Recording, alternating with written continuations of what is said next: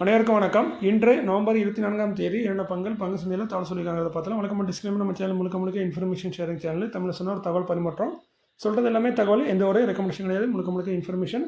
சில தகவல்கள் இருக்க வாய்ப்பு இருக்குது, கண்டிப்பாக கிராஸ் வெரிஃபை பண்ணுங்கள். செபி ஸ்டார்டஸ்ட்டு அட்வைஸ் கேட்டுக்கோங்க. நான் செபி ஸ்டார்டஸ் இல்லை, நான் ஒரு சாதாரண இன்வெஸ்டர். எனக்கு தெரிஞ்ச தகவலை அவங்கள்ட்ட ஷேர் பண்ணுறேன். இது முழுக்க இன்றைய தகவல் இல்லை நேற்றைய தகவல்னு வச்சுக்கலாம். அதேமாதிரி நம்ம இங்கிலீஷில் சொன்னோம்னா, we are providing only information, no any recommendation, please consult your financial advisor. We are providing daily information or daily news of stock market or share market. So வழக்கமாக டிஸ்கிளைமர் முடிஞ்சுது. ஸோ இன்றைக்கி நம்ம வீடியோ வந்து சின்ன video தான். ஃபஸ்ட்டாக பார்க்குறது VLS finance limited 308 ரூபா காயின் ப்ரைஸ் 380 ரூபாய்க்கு பைபேக் பண்ணுறாங்க. கிட்டத்தட்ட பார்த்தீங்கன்னா ஒரு 72 ரூபா அதிகமாக கொடுத்து பைபேக் பண்ணுறாங்க. ஸோ நல்ல ஒரு பைபேக் மாதிரி தான் தெரியுது. டெண்டர் ஆஃபர் மூலமாக பைபேக் பண்ணுறாங்க. கிட்டத்தட்ட 26,31,178 ஷேரை பைபேக் பண்ணுறாங்க. கம்பெனி 100 கோடி இதுக்காக செலவு பண்ண போகிறாங்க. ரெக்கார்ட் எஸ்டேட் வந்து 12 டிசம்பர். செக்டர் வந்து இன்வெஸ்ட்மெண்ட் கம்பெனியாக இருக்காங்க VLS ஃபைனான்ஸ் லிமிடெட். நல்ல ஒரு ஏற்றத்தையும் கொடுத்தது இந்த கம்பெனி. மேபி இந்த பைபேக் நியூஸாக இருக்கலாம், ஏன்னா இந்த நியூஸ் வந்து 2 நாள் ஆகுது. நான் இன்றைக்கி தான் அப்டேட் பண்ணுறேன். கோட்டக் மஹிந்திரா பேங்க் லிமிடெட் 2087 ரூபா coin price. Stock split 1:5 announce பண்ணியிருக்காங்க. ஃபேஸலி 10 இருக்காத ஒன்றா மாற்றுறாங்க. ஒரு ஷேரு 5 ஷேராக ஸ்பிட் ஆகும். ப்ரைஸும் அதே மாதிரி அட்ஜஸ்ட் ஆகும். ரெக்கார்ட் எஸ்டேட் வந்து இன்னும் வெளிவரல. செக்டர் வந்து ப்ரைவேட் செக்டர் பேங்க். அடுத்து நம்ம பார்க்குறது அப்கமிங் போர்டு மீட்டிங் மே கன்சிடர் முடிவு வைக்க வாய்ப்பு இருக்க தான் சொல்கிறாங்க. ஃபஸ்ட்டாக பார்க்குறது மார்ஷன் லிமிடெட் 160 ரூபா காயின் ப்ரைஸ். 27 நவம்பரில் போர்டு மீட்டிங் இருக்குது. டிவிடெண்டை கொடுத்து முடிவு வைப்போம்னு சொல்கிறாங்க. செக்டர் வந்து அதர் எலக்ட்ரிக்கல் எக்யூப்மெண்ட்டில் இருக்காங்க. ரீசனாக எந்த ஒரு டிவிடெண்டும் தரல. 2012 10 பைசா கொடுத்துருக்காங்க. ஸோ மேபி கொடுத்தாலும் சின்ன டிவிடெண்ட் கொடுக்குறதுக்கான வாய்ப்புகள் இருக்குது. இன்ஜினியர்ஸ் இந்தியா லிமிடெட் 199 ரூபா காயின் ப்ரைஸ். 28 நவம்பரில் போர்டு மீட்டிங் இருக்குது. டிவிடெண்ட் கொடுத்து முடிவு வைப்போம்னு சொல்கிறாங்க. டிவிடெண்ட் அனௌன்ஸ் பண்ணால் ரெக்கார்டு வந்து 4 டிசம்பர். செக்டர் வந்து சிவில் கன்ஸ்ட்ரக்ஷனில் இருக்காங்க. இந்த வருஷம் ஆல்ரெடி 2 டிவிடெண்ட் கொடுத்துட்டாங்க. 2 ரூபா. ஸோ இது 3ஆவது டிவிடெண்டாக இருக்கும் இந்த வருஷத்தில். நியூஸ் இதோட முடிஞ்சது. வீடியோ ஸ்கிப் பண்ணலாம். நண்பர்கள் சில கேட்ட கேள்விக்கான பதிலை மட்டும் தான் நான் சொல்ல போகிறேன். ஸோ வீடியோ முடிஞ்சிட்டு ஸ்கிப் பண்ணுறவங்க எங்கேயே ஸ்கிப் பண்ணிடுங்க. நண்பர்கள் கேட்டிருக்காரு, இது மாதிரி ஆல் கார்கோவில் டிமெர்ஜ் நடந்திருக்கு. அதில் வந்து ப்ரைஸ் அட்ஜஸ்ட்மெண்ட் எவ்வளோ அட்ஜஸ்ட் பண்ணியிருக்காங்கன்னு கேட்டிருக்காங்க. ஆக்சுவலி என்னென்னா, அந்த ப்ரைஸ் அட்ஜஸ்ட்மெண்ட் நடந்தால் நம்ம அந்த எக்ஸிட் அன்றைக்கி கரெக்டாக பார்த்தா மட்டும்தான் அதை எக்ஸாக்டாக சொல்ல முடியும். அதுக்கப்புறம் நம்ம பார்த்தோம்னா அது வந்து எக்ஸாக்டாக சொல்கிறது கஷ்டமாயிடும். ஸோ நான் அந்த அதுமாரி ஆல் கார்கோவில் நான் கவனிக்கல. ஸோ என்னோடய கணிப்பு பார்த்தீங்கன்னா, ரெக்கார்ட் வந்து 22/12 நவம்பர். ஸோ எக்ஸிட் வந்து 11 நவம்பர். எக்ஸிட் 11 நவம்பரில் க்ளோஸ் ஆன ப்ரைஸ் பார்த்திங்கன்னா 33 ரூபா 88 பைசா. 12 நவம்பருக்கு ஓப்பன் ஆன ப்ரைஸ் பார்த்திங்கன்னா 12 ரூபா 40 பைசா. ஸோ கிட்டத்தட்ட 21 ரூபா 48 பைசா ப்ரைஸ் அட்ஜஸ்ட்மெண்ட் பண்ண மாதிரி எனக்கு தெரியுது. இது ரஃப்லியாக தான் சொல்கிறேன். ஸோ கிட்டத்தட்ட 21 ரூபா 22 ரூபா இந்த ரேஞ்சில் இருக்க வாய்ப்பு இருக்குது. ஸோ புதுசாக வரக்கூடிய பங்கு பார்த்திங்கன்னா ஆல் கார்கோ குளோபல் லிமிடெட். அது வந்து இன்னும் அலாட்மெண்ட் ஆகல, கூடிய விரைவில் அலாட்மெண்ட் ஆகும். ஸோ அது அலாட்மெண்ட் ஆகுது 21 ரூபாய்க்கு 22 ரூபாய்க்கு அதிகமாக லிஸ்ட் ஆச்சுன்னா அது நமக்கு ஒரு பெனிஃபிட் மாதிரி. ஸோ நம்ம டாடா மோட்டரில் அப்படி தான் நடந்துச்சு. நம்மகிட்ட வந்து 260 ரூபா எடுத்தாங்க. பட் லிஸ்ட் பண்ணும்போது டாடா மோட்டர் கமர்ஷியல் வெஹிக்கல் 260 ரூபாய்க்கு மேலே லிஸ்ட் ஆனால் நல்லதுன்னு சொன்னேன். அது கிட்டத்தட்ட பார்த்தீங்கன்னா 330 ரூபாய்க்கு நம்ம லிஸ்ட் ஆச்சு. ஸோ நல்ல ஒரு ப்ராஃபிட் கிடைச்சது. But Tata motor passenger vehicle வந்து டவுன் ஆச்சு, அது வேறு கதை. பட் இது லிஸ்ட் ஆகும்போது நல்ல ஒரு லிஸ்ட் ஆச்சு.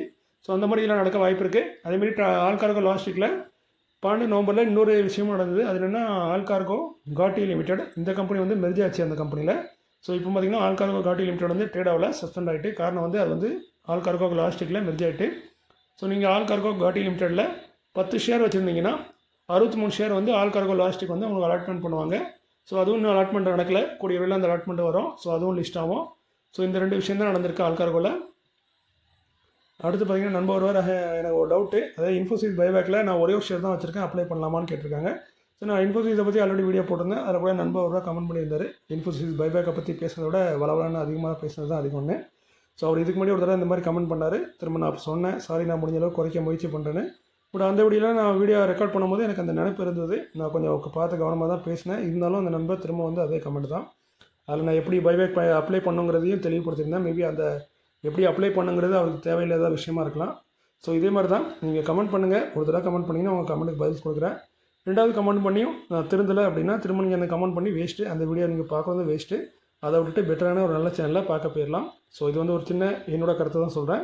அந்த நண்பர் இந்த வீடியோ பார்த்துருக்க மாட்டான்னு நினைக்கிறேன். திரும்ப பார்த்து வேணால் திரும்ப வளவலான்னு பேசணும்னு சொல்லலாம். நான் அங்கேயே சொல்லிட்டேன், நியூஸ் முடிஞ்சது, ஸ்கிப் பண்ணால் ஸ்கிப் பண்ணுங்கன்னு.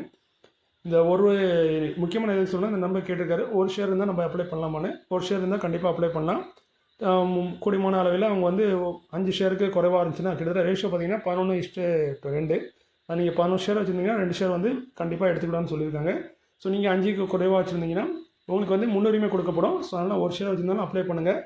தேவைன்னா எடுத்துருவாங்க. மோஸ்ட்லி எடுக்கிறதுக்கான வாய்ப்புகள் அதிகமாக இருக்குது. ஸோ அதனால் அப்ளை பண்ணுங்கள். அதில் எந்த ஒரு ரெஸ்ட்ரிக்ஷன் இல்லை. அதுமாதிரி இன்னொரு நண்பர் கேட்டிருந்தார், பைபேக்கில் அப்ளை பண்ணுறது கம்பல்சரிலாம் இல்லை, உங்கள் விருப்பம் தான். நீங்கள் அப்ளை பண்ணால் தான் இதில் பார்ட்டிசிபேட் பண்ண முடியும். மற்றபடி உங்களுக்கு பார்ட்டிசிபேட் பண்ண விருப்பம் இல்லைனா நீங்கள் அப்ளை பண்ணாமல் சும்மா இருந்துருங்க. ஸோ இந்த 2 கேள்விக்கு பதில் சொல்லியாச்சு. இன்னொரு நம்ம ஒரு கேட்டிருந்தாரு, இந்த SAL steel limited current price ₹44.20 trade ஆகிட்டு இருக்கு. ஓப்பன் ஆஃபர் வந்திருக்கு. அது வந்து கொஞ்சம் கன்ஃபியூஸ் ஆகிட்டார். அவருக்கு லெட்டர் வந்திருக்கும்னு நினைக்கிறேன். இது மாதிரி ஓப்பன் ஆஃபரில் ₹25 நாங்கள் வாங்குறோன்னு. ஷேர் ப்ரைஸ் வந்து ₹44. பட் அவங்க ஓப்பன் ஆஃபர் கொடுத்தது வந்து ₹25. காரணம் வந்து ஸ்ரீ மெட்டாலிக்ஸ் லிமிடெட்ங்கிற ஒரு கம்பெனி வந்து அந்த கம்பெனியை அக்வயர் பண்ணுறாங்க. ஸோ அந்த அக்வயர் பண்ணும்போது ஒரு குறிப்பிட்ட ஷேராக அவங்க கம்பெனியில் வாங்கியிருப்பாங்க. ஸோ அதனால் என்னென்னா பப்ளிக் ஆஃபரை வந்து ஓப்பன் ஆஃபரை வந்து அவங்க கொடுக்கணும். பப்ளிக் வந்து 26% வாங்கணுங்கிற மாதிரி செபி ரூல்ஸ் இருக்குது. பட் வாங்கணுங்கிறது கட்டாயம் கிடையாது. வாங்கிறதுக்கான ஆஃபர் கொடுக்கணும். ஸோ அந்த வகையில் அவங்க ஆஃபர் கொடுத்துருக்காங்க. ₹25 நாங்கள் buyback offer for open offer கொடுக்குறோம். நீங்கள் ₹25 உங்கள் ஷேரை ரிட்டர்ன் கொடுக்கணும் கொடுங்க அப்படின்ட்டு. ஸோ இது வந்து கம்பல்சரி கிடையாது. நம்ம பார்ட்டிசிபேட் பண்ணலாம் இல்லை விட்டுடலாம். அதே மாதிரி இந்த ஷேர் பார்த்திங்கன்னா இந்த செப்டம்பர் என்னமோ அந்த மீட்டிங்லாம் நடந்து முடிவாச்சு. அந்த டைமில் பார்த்திங்கன்னா கிட்டத்தட்ட ₹25 ரேஞ்சில் தான் ட்ரேட் ஆகிட்டு இருந்துச்சு. பட் அதுக்கப்புறம் அந்த ஸ்டாக்கோட ப்ரைஸ் வந்து இன்க்ரீஸ் ஆகி இப்போ ₹44 ஆகிட்டு. ஸோ அந்த என்றைக்குமே ஒரு விஷயம் நடக்கும்போது அந்த என்றைக்கு நடக்கும் அன்றைக்கி டேட்டில் ஒரு ஆவரேஜ் ப்ரைஸ் மாதிரி ஒரு சர்வேரை வச்சு தான் அந்த ப்ரைஸை கண்டுபிடிப்பாங்க. என்ன ப்ரைஸில் நம்ம ஆஃப் அன் ஹவர் கொடுக்கணும்னு. அந்த ப்ரைஸ் எடுக்கும்போது அது ஈக்குவலாக இருந்தது. பட் அதுக்கப்புறம் ப்ரைஸ் வந்து இப்போ இன்க்ரீஸ் ஆகிட்டு. ஆனால் பெரும்பாலும் பார்த்திங்கன்னா ஓப்பன் ஆஃபரில் அந்த ஓப்பன் ஆகிற டைமில் பார்த்திங்கன்னா இப்போ கரண்ட் ப்ரைஸோட அது வந்து கம்மியாக தான் இருக்கும். அதனால் யாருமே பெருசாக அதில் பார்ட்டிசிபேட் பண்ண மாட்டாங்க. அது வந்து ஒரு பேருக்கு அவங்க ஆஃபர் கொடுப்பாங்க. பட் நம்ம பார்ட்டிசிபேட் பண்ணணுமா வேண்டாமாங்கிறது நம்ம முடிவு. சில நேரங்களில் மட்டும்தான் இந்த ஓப்பன் ஆஃபர் வந்து கரண்ட் ப்ரைஸை விட அதிகமாக இருக்கும். அந்த மாதிரி டைமில் நீங்கள் பார்ட்டிசிபேட் பண்ணிங்கன்னா அந்த ரேட்டில் ஹையான ரேட்டில் கிட்டத்தட்ட பைபேக் மாதிரி ஹையான ரேட்டை கொடுத்து அவங்க வாங்கிடுவாங்க. ஸோ இந்த ஓப்பன் ஆஃபருங்கிறது ஒரு சாதாரண இதுதான். ஸோ நம்ம இதில் பார்ட்டிசிபேட் பண்ணுங்க, எந்த கம்பல்சரியும் கிடையாது. உங்கள் விருப்பம் தான். ₹44 மார்க்கெட்டில் ட்ரேட் ஆகுது. நீங்கள் வைக்கணும் மார்க்கெட்லேயே விற்றுலாம் ₹44. நீங்கள் போய் அவங்கள்ட்ட கொடுத்தீங்கன்னா வெறும் ₹25 தான் தருவாங்க. ஸோ இதனால் பயப்பட வேண்டிய விஷயம் இல்லை. இது வந்து அவங்க வந்து செபி ரூல்ஸ் படி கொடுக்கணும். அதனால் அவங்க கொடுக்குறாங்க. நீங்கள் பார்ட்டிசிபேட் பண்ணுறதும் அவங்க பண்ணாததும் உங்கள் தனிப்பட்ட விருப்பம்.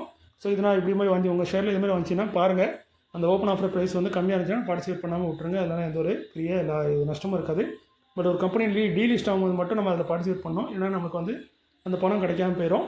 ஸோ இதான் இன்றைக்கி தகவல். ஸோ மீண்டும் ஒரு நாள் காலையில் உங்களுக்கு திரும்ப சந்திக்கிறேன். இந்த வீடியோ உங்களுக்கு வழக்கம் போல பிடிச்சிருந்தா போகும்போது லைக் தட்டி விட்டு போங்க. மீண்டும் ஒரு நாள் காலையில் திரும்ப சந்திக்கிறேன். ஆனால் நாளாகும். ஏன்னா வீடியோ பெருசாக இல்லை, நியூஸும் பெருசாக இல்லை. ஸோ மீண்டும் அடுத்த காலையில் உங்களை பார்க்குற வரைக்கும் இப்படிக்கு உங்களில் ஒருவன். நன்றி, வணக்கம்.